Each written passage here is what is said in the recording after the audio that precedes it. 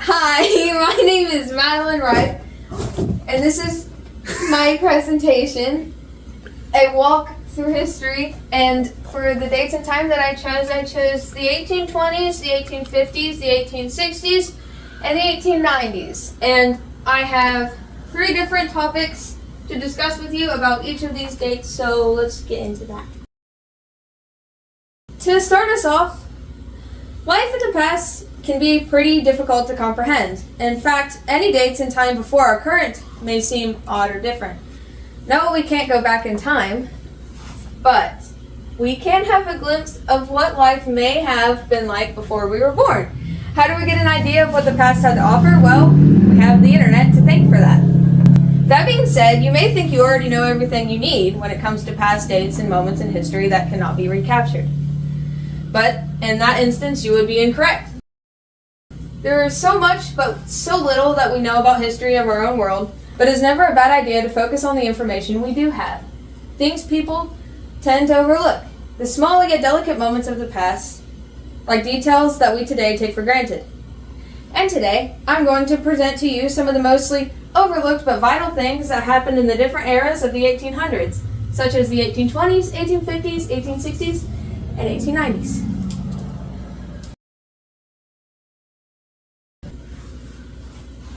We're going to start off with the 1820s section and start off with poetry. And during that time, poetry was in its Romantic era.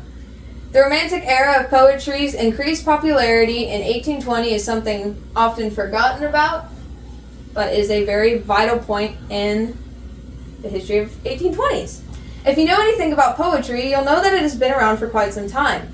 A statement from the CUNY Academy work stated, "The oldest poetic text we know is the hymn to the death of Tammuz, dating back to 2,500 to 3,000 years BC. The equally ancient epic of Gilgamesh is preserved on written tab, dating back to about 12,000 BC. Although you may know this about the birth of poetry, did you know when the form of Romantic poetry was at its peak?" Many things you read today may be inspired by Romantic poetry. That being said, you wouldn't have a lot of romance novels or movies you do today if they weren't for the popular increase of poetry back in the 1820s.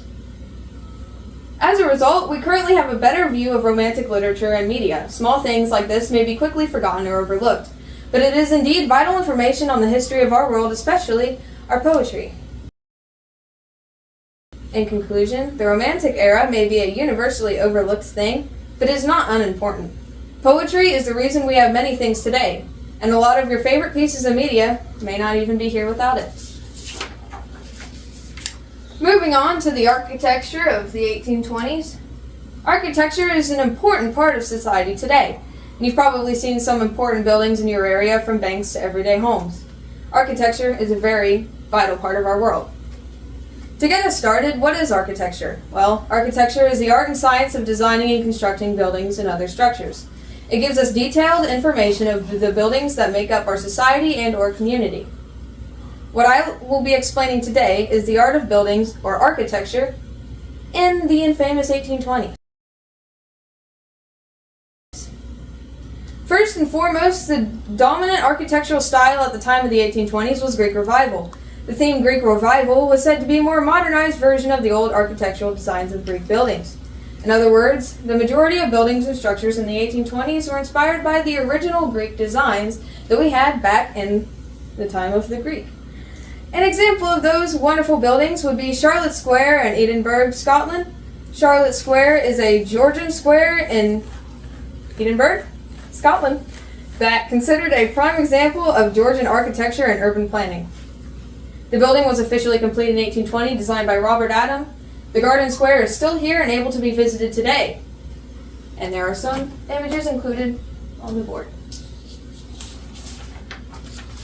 Moving on from architecture down to our third topic of the 1820s, which is the fashion of 1820s. One of my personal favorites. Fashion has existed since the dawn of time. Whether it be modern or not, fashion has always been a sense of entertainment for others and have evolved very much over time. Today, fashion is often used for ones to express themselves or one's way of being perceived the way they wish to. Fashion is not just everyday clothing. It is a series of outfits or accessories we add to make the outfit pop, to make the outfit be seen among others, good or bad. Today, fashion consists of many things, but back in the era of the 1820s, it was a bit different from today's fashions. Fashions of the 1820s favored lightweight silks and cottons and increasingly bright patterns and colors. They often wore silky clothing, slowly evolving into brighter theme colors and softer hues. According to the fashion history timeline, Romanticism became the chief influence on fashion, as Gothic decoration, lavish dresses, and historicism inspired styles borrowed from past centuries, layers of color, and increasingly exaggerated silhouettes for both men and women, created a style of dramatic display by the end of the decade. In conclusion to my statements, fashions of our past have created great influence on our clothing today. From new fabrics to gorgeous textures and detail, the 1820s fashion era opened a door for our new fashions and designs. Below are a few examples of some of the outfits that they did wear in the 1820s. Now, moving on from the 1820s to the 1850s, we start at zoos. Have you ever been to a zoo? Chances are you have, and you've seen their colorful array of animals and creatures. Zoos are often seen as a learning opportunity for children, or even seen as a form of entertainment for all ages. Although zoos are widely known, little know about the past of zoos and the things they had to offer. Before you had your zoo full of kangaroos and penguins all at once, zoos were much smaller and easier to maintain, much like the zoos in the 1850s. Although zoos have been around for quite some time, the very first official zoo in the United States wouldn't come to light until the late 1850s. In the 1850s, the most prominent zoo development was the chartering of the Philadelphia Zoo, considered the first zoo in the United States, and was officially established on March 21st, 1859 by the Zoological Society of Philadelphia. Unfortunately, the zoo was not officially open to the public until 1874 due to the Civil War happening at the time. However, just because the zoo had a late start does not mean it didn't include wonderful animals such as giant tortoises, big cats, goats, sheep, and even elephants. In conclusion, the past holds wonders, and the zoo of our past are often overlooked. On my board are some pictures of the zoo at its time and currently. Down to the second part of our travel through 1850s, we meet dishwashers, and it's certainly interesting. The creation and evolution of the dishwasher in the 1850s. The dishwasher, for most people, is a machine that is used every day. Whether it be a big dishwasher or small, dishwashers weren't always as efficient. The very first mechanical dishwasher was officially invented in 1850 by Joel Houghton, an American inventor. The device was hand-powered and used a water wheel mechanism to splash water onto a rotating cylinder of dishes. That's right, the dishwasher wasn't always a big, simple mechanical machine. It was once a wooden barrel, mechanically operated by a crank in the hand of the user. In addition, even though it was patented by Joel Houghton, it is originally believed to be invented by Josephine Cochrane, a woman. On the contrary, the dishwasher wasn't always praised for its design and behaviors. Many people believed it to be slow and unreliable, which would make sense due to the manual cranking that was required to run the new machine. However, minds changed after the patent had been claimed and the development and evolution had taken flight. In conclusion, the dishwasher today is very different from its 1850s counterpart. Having endless perks today, the dishwasher is a truly fascinating machine, and its evolution is just as astonishing. The image of Cochrane's dishwasher and Houghton's dishwasher, take that as you will.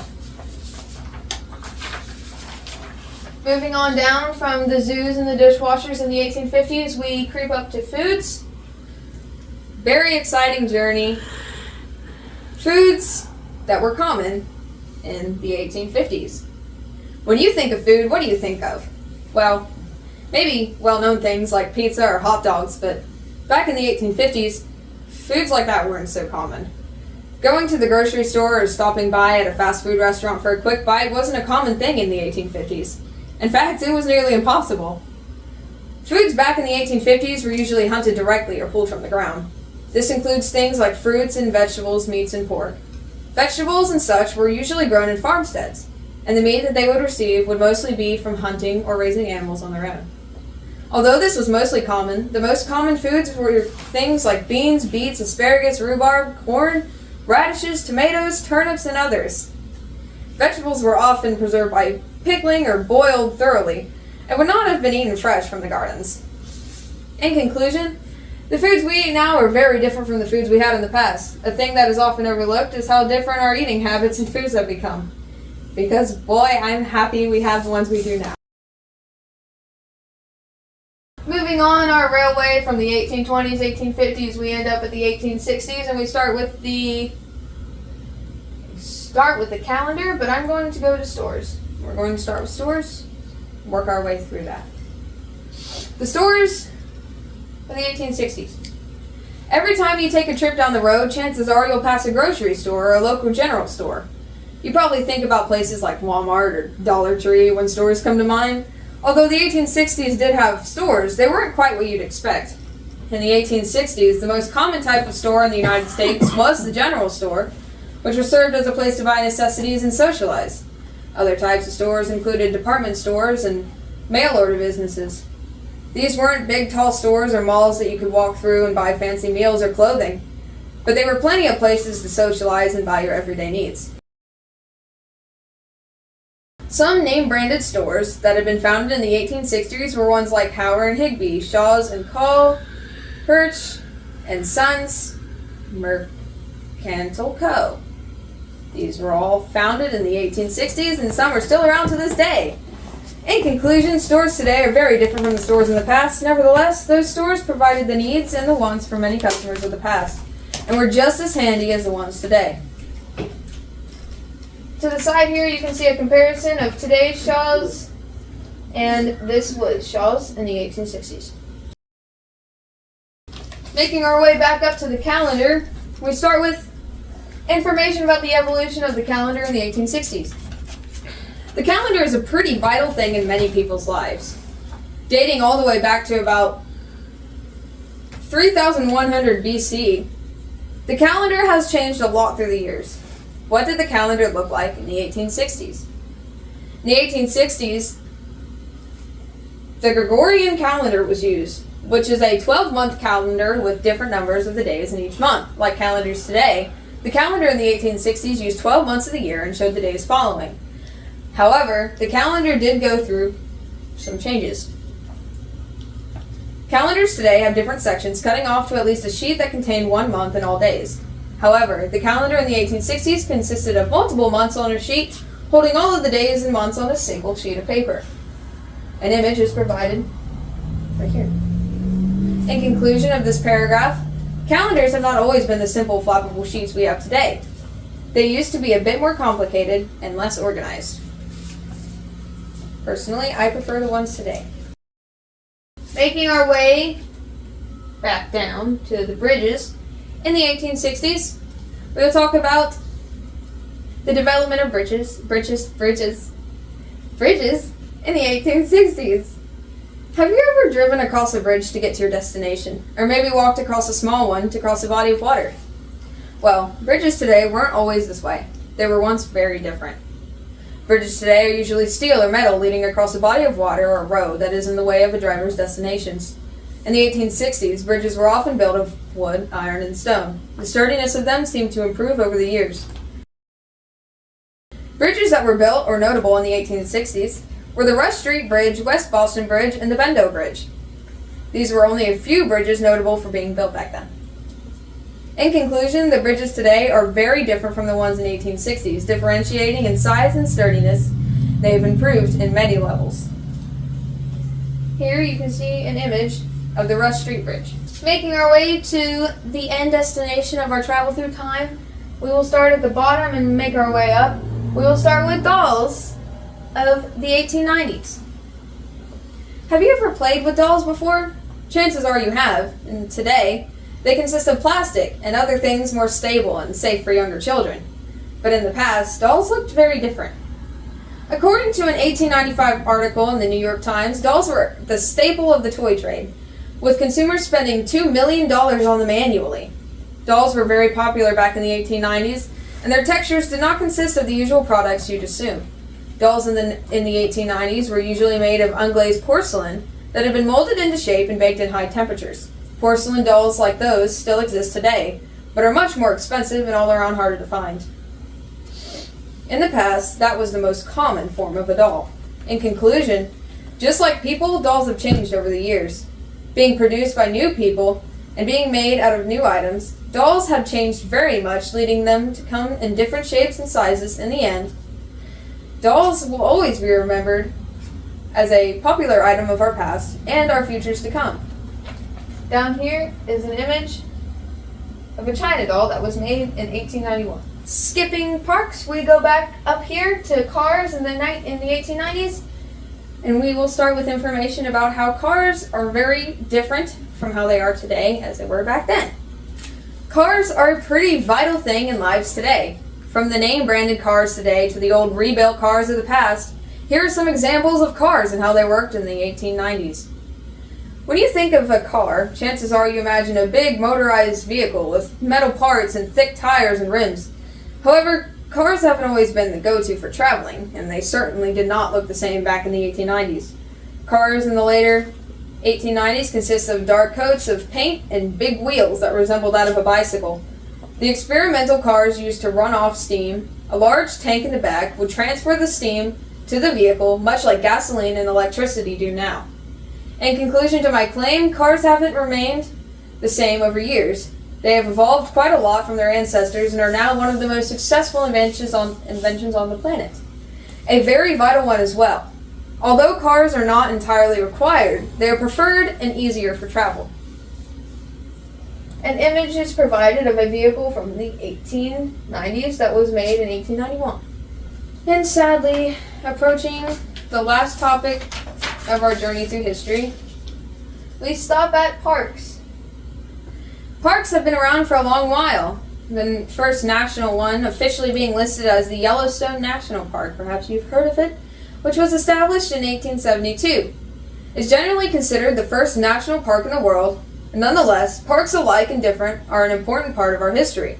Some are educational, giving us information on our ancestors, while some teach us about the animals and wildlife.